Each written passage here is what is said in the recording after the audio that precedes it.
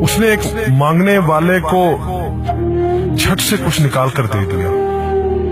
मैंने कहा कि भाई देखभाल कर देना चाहिए, ये फ्रॉड लोग होते हैं और आम इंसान के जज्बा नेकी को एक्सप्लॉइट करते हैं। फरमाने लगे आपने वजह फरमाया, मैं पहले ऐसा ही करता था, फिर एक वाक़ये ने मेरी दुनिया बदल कर रख दी। मैं धर्मपुरा लाहौर में अपने घर से साइकिल पर निकला था कि ठेकेदार से अपने बकाया जात वसूल कर लूं। मैं स्टील मिल फिक्सर था और एक कोठी के लेंटर के पैसे बाकी थे, मगर ठेकेदार आजकल पर टरखा रहा था। मैं साइकिल पर जा रहा था कि एक शख्स अपना बच्चा फुटपाथ के किनारे लिटाए अस्पताल पहुंचाने के लिए टैक्सी का किराया मांगता फिर रहा था। वो कभी किसी पैदल का बाजू पकड़कर हाथ जोड़ देता, मेरा बच्चा बचा ले, मुझे टैक्सी का किराया दे दे। तो कभी मोटरसाइकिल वाले को हाथ देकर रोकता, कभी किसी कार वाले के पीछे भागता कि वो कार में उसके बच्चे को अस्पताल पहुंचा दे। कोई रुकता तो कोई ना रुकता, जो रुकता वो भी उसे घूर कर देखता और आप वाली सोच कर उसे डांटता, काम करके खाने की नसीहत करता और आगे निकल जाता। मैं जो साइकिल साइड पर रोक के एक पांव जमीन पर टेके उसका तमाशा देख रहा था, अचानक उसकी नजर मुझ पर भी पड़ी। उसने मेरी साइकिल का हैंडल पकड़ लिया। भाईजान खुदा के लिए मेरे बच्चे की जिंदगी बचा ली, उसको सख्त बुखार है, आप नीचे उतर कर उसको देख तो लें, आपको यकीन आ जाएगा।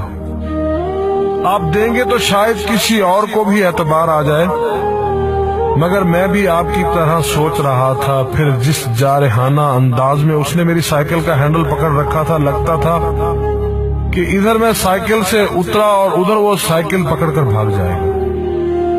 मैंने भी उसे काम करके खाने की तलकीन की और पिछले जुमे में सुनी हुई हदीस उसको भी सुना दी।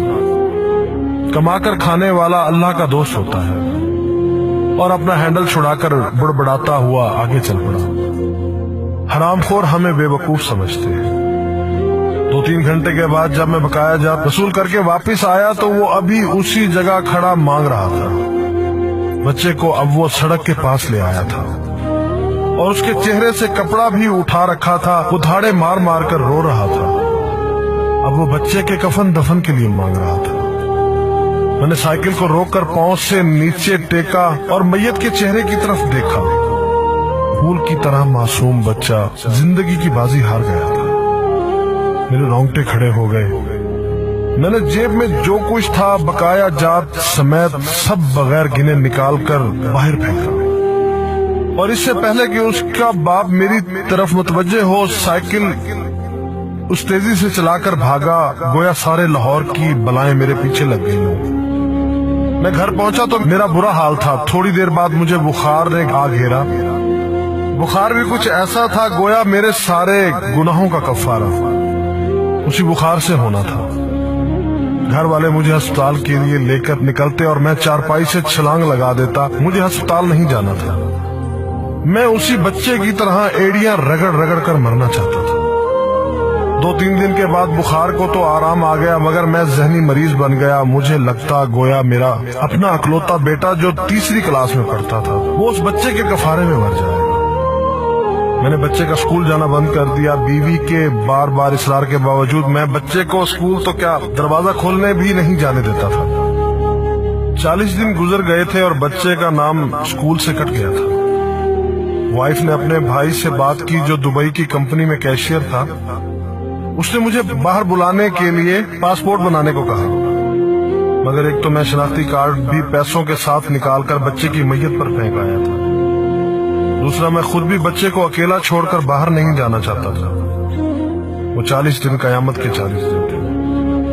40वें दिन 10 बजे के लगभग हमारे घर का दरवाजा बजा।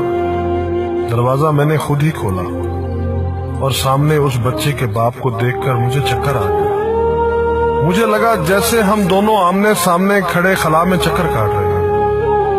दरमियान में बच्चे का चेहरा भी आ जाता। मेरी कैफियत से बेखबर उस बाप ने मुझे दबोच लिया और फूट फूट कर रोना शुरू कर दिया।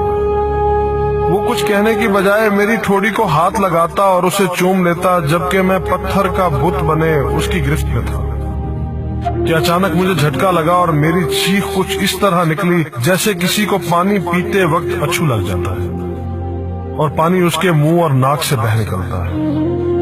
میں اس بچے کے باپ کو سختی کے ساتھ سینے سے لگائے یوں رو رہا تھا گویا اس کا نہیں بلکہ میرا بچہ مر گیا ہے۔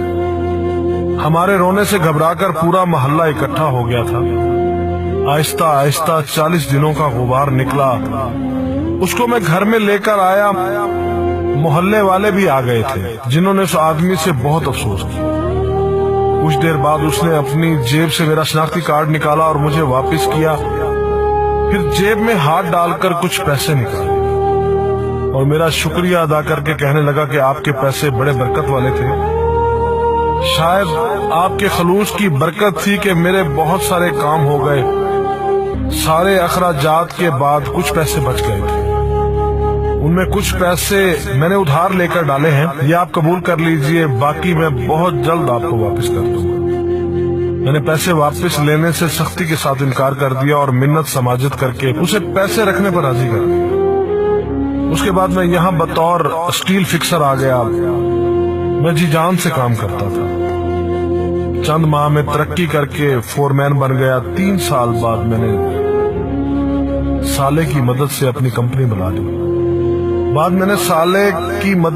کمپنی بنا لی اور اس بچے کے والد کو بھی اپنی کمپنی میں بلا لیا۔ آج وہ میری کمپنی میں فورمین ہے۔ اس بچے کے بعد اللہ نے اس سے 2 بیٹوں اور 1 بیٹی سے نوازا ہے۔ میں اسے آپ سے ملواؤں گا، مگر اسے سائیکل والا قصہ مت بیان کیجیے۔ وہ آج تک نہیں پہچانا کہ میری سائیکل روک کر اس نے مجھ سے سوال کیا تھا۔ وہ مجھے ولی اللہ سمجھتا ہے جس نے اس بچے کی لاش دیکھ کر سب کچھ نکال کر دے دیا۔ قاری صاحب، اس دن کے بعد میں کسی کو خالی ہاتھ نہیں لوٹاتا۔ قاری صاحب، اس دن کے بعد میں کسی کا ہاتھ خالی نہیں لوٹاتا۔ تھوڑا سا دینے سے نہ وہ امیر ہوتا ہے اور نہ میں غریب ہوتا ہوں۔ بس دل کو تسلی ہوتی ہے کہ میں اس بچے کا خون بہا ادا کر رہا ہوں۔ رہ گئی لوٹنے کی بات تو قاری صاحب ہمیں کون نہیں لوٹتا۔ جوتے والا ہمیں لوٹتا ہے، کپڑے والا ہمیں لوٹتا ہے، سبزی اور گوشت والا ہم کو لوٹتا ہے۔ اتنا لوٹنے کے بعد اگر کوئی ہمیں اللہ کے نام پر لوٹ لے تو شاید حشر میں ہماری نجات کا سامان ہو جائے کہ یہ بندہ میری خاطر میرے نام پہ لوٹتا رہا۔